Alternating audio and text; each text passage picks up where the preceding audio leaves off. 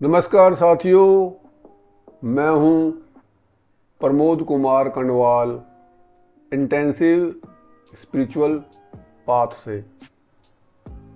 जिस भौतिक संसार में हम रहते हैं वहाँ हर मनुष्य को प्रतिदिन कुछ ना कुछ प्राप्त करने की आवश्यकता होती है। वह प्रकार में भी कई प्रकार की होती है और मात्रा में भी बहुत ज़्यादा। जो भक्तजन होते हैं उनकी विद्वता भी विशेष होती है। उनका मस्तिष्क संसारी व्यक्ति से कहीं ज़्यादा तीव्रता तथा गहराई से कार्य करता है। प्रभु के सानिध्य में आ जाने से है वह इस बात को भली भांति समझ जाता है कि यह संसार तो नश्वर है, साथ साथ अधूरा भी है। हमारी आवश्यकता की यहां पूर्ति नहीं हो सकती।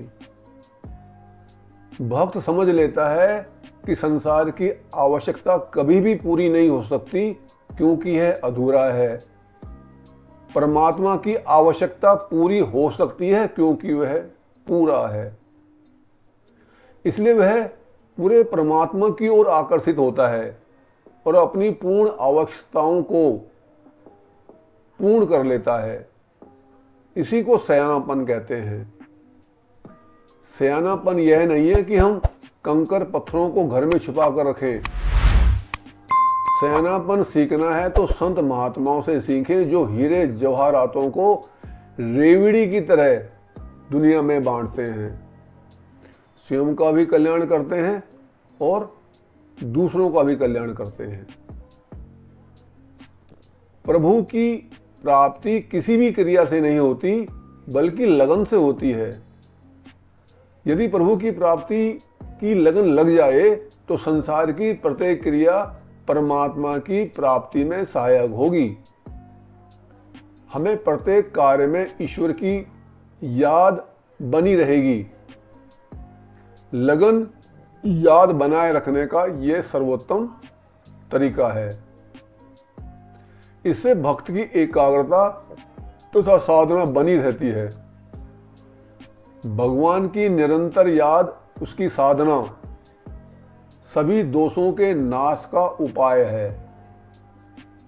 जब हम नाशवान पदार्थ से राग करते हैं तो अविनाशी परमात्मा से हमारा द्वेष हो जाता है, मगर साधक को इसका पता नहीं चलता। एक म्यान में दो तलवार नहीं रह सकती। जब संसार के भोग अच्छे लगते हैं तब परमात्मा अच्छे नहीं लगते, क्योंकि जीभ भी एक टाइम में दो स्वाद नहीं ले सकती। परमात्मा के नाम में इतनी मिठास है कि यदि अनंत कोटि ब्रह्मांड की सभी मिठाइयों को एकत्र करके हमें खाने के लिए दे दिया जाए तो वह मिठास भी परमात्मा की मिठास की बराबरी नहीं कर सकती। भाई अपनी बहन के घर या दामाद अपनी ससुराल में यदि कुछ दिन रह जाए तो उसके सम्मान में कमी आने लगती है, मगर हम तो अपने वास्तविक पिता के घर से लाखों करोड़ों साल से गायब हैं, तो हमारी इज्जत हमारे वास्तविक घर में कितनी कम हुई होगी। जब हम इसका मनन करने लगते हैं और वापस अपने ऐश्वर्यशाली पिता के घर जाने का प्रयास करते हैं तभी भक्ति शुरू होती है। क्या हमने अपनी जिंदगी में ऐसा कभी देखा है कि दिन भी हो रहा हो और रात भी, सुबह भी हो रही हो और शाम भी, पानी और आग एक साथ मिलकर चाय पी रहे हों? इस नश्वर संसार में भी ऐसा नहीं होता। यहां भी नियम और व्यवस्था बनी हुई है। तो ऐसे कैसे हो सकता है कि नाशवान और अनाशवान दोनों एक साथ हों? यदि हमारी नश्वर की चाह है तो हमें अनश्वर नहीं मिल सकता। अनाशवान को प्राप्त करने के लिए अनाशवान को ही चुनना होगा तथा नाशवान को छोड़ना होगा। जिस प्रकार शराबी शराबी के साथ, जुआरी जुआरी के साथ रहता है, उसी प्रकार विनाशी विनाशी के साथ रहता है और अविनाशी अविनाशी के साथ। यह नियम है। श्रीमद् भगवद गीता में श्री कृष्ण जी कहते हैं कि जो मेरी योग माया में ढके हुए हैं, यानी संसार में फंसे हुए हैं, मैं उनके सामने प्रकट नहीं होता। तो क्या भगवान की हमारे साथ कोई शत्रुता है कि वे हमारे सामने प्रकट नहीं होते? नहीं, ऐसी बात नहीं है। भगवान सिर्फ भक्तों के सामने प्रकट होते हैं। यदि वह सबके सामने प्रकट होने लगे तो वह व्यक्ति जो असामाजिक, अनैतिक तथा मार काट वाले होते हैं, उन्हें सजा फिर कैसे मिलेगी? क्योंकि भगवान के सबके सामने प्रकट हो जाने से तो उसके सारे संस्कार ही समाप्त हो जाएंगे। जिस प्रकार एक सूखा पत्ता अग्नि के सामने भस्म हो जाता है, उसी प्रकार भगवान के सामने आ जाने से सबके दोष अपने आप ही समाप्त हो जाएंगे और संसार में अव्यवस्था फैल जाएगी। जब श्री कृष्ण जी ने भरे दरबार के अंदर दिव्य रूप धारण करते हुए शिशुपाल का वध किया था, तो उस समय जो जिस भाव का था उसको उनके दर्शन उसी भाव से हुए थे। यही कारण है कि धृतराष्ट्र, शकुनी और दुर्योधन उनके दिव्य रूप को पहचान न सके, जबकि विदुर, द्रोणाचार्य तथा भीष्म पितामह ने उनके दर्शन का आध्यात्मिक लाभ उठाया और अंत तक पांडवों का यानी सच्चाई का साथ देते रहे। आवत ही हर्षे नहीं, नैनन नहीं स्नेह, तुलसी वहां न जाइए, कंचन बरसे में। तुलसीदास जी कहते हैं, जिसके घर में जाने से यदि उसे खुशी ना हो, उसकी आंखों में स्नेह ना हो, तो उस घर में कभी नहीं जाना चाहिए, चाहे उसके घर में सोने चांदी की बारिश ही क्यों ना होती हो। हम प्रभु के साक्षात अंश हैं। साधना तथा भक्ति से अपनी बेसिक नीड हमेशा पूरी कर सकते हैं, तो हम किसी के आगे क्यों झुकें? किसी के आगे झुकने से परमात्मा का अपमान होता है, क्योंकि हम उसके पुत्र हैं। पर इसका अर्थ यह नहीं निकालना चाहिए कि हम अभिमानी बन जाएं। शक्तिशाली होते हुए भी भक्त विनम्र रहता है।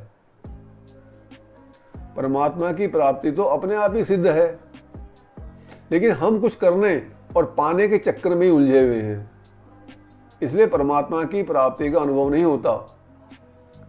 यदि हम करने या पाने से दूर हो जाएं तो ईश्वर की प्राप्ति तुरंत हो जाए।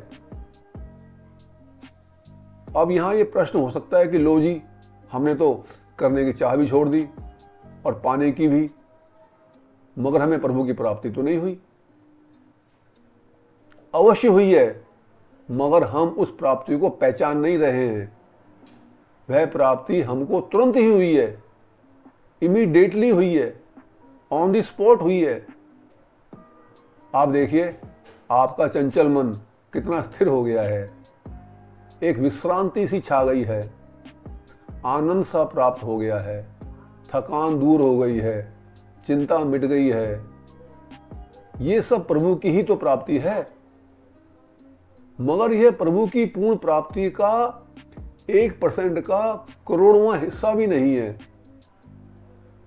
जैसे जैसे हम समय के साथ इसमें स्थिर होते चले जाते हैं, वैसे वैसे हमारी आनंददायक स्थिति बेहतर होती जाती है, हमारी सुख शांति बढ़ती चली जाती है और कुछ वर्ष के पश्चात हमें परमपिता परमात्मा की पूर्ण अनुभूति हो जाती है। यदि प्रभु हमें अपनी पूर्ण शांति, पूर्ण निश्चिंतता, पूर्ण विश्राम एक झटके में ही दे दें तो हमारी तुरंत मृत्यु हो जाएगी। हम उसको सहन नहीं कर पाएंगे। हमें उनके इस दया के विधान को समझना होगा। परमात्मा किस प्रकार दर्शन देते हैं, किस प्रकार कृपा करते हैं, इस रहस्य को समझना होगा। तुलसीदास जी ने भी यही कहा है, सम्मुख होए जीव मोहि जबहि, जन्म कोटि अग नासहि तबहि। इसका अर्थ भी यही है जिसका भी उल्लेख हुआ है। प्रभु की कृपा रहस्य को जो साधक पहचान गया, उस भक्त के बौद्धिक लोहे को भगवान भी मान गया।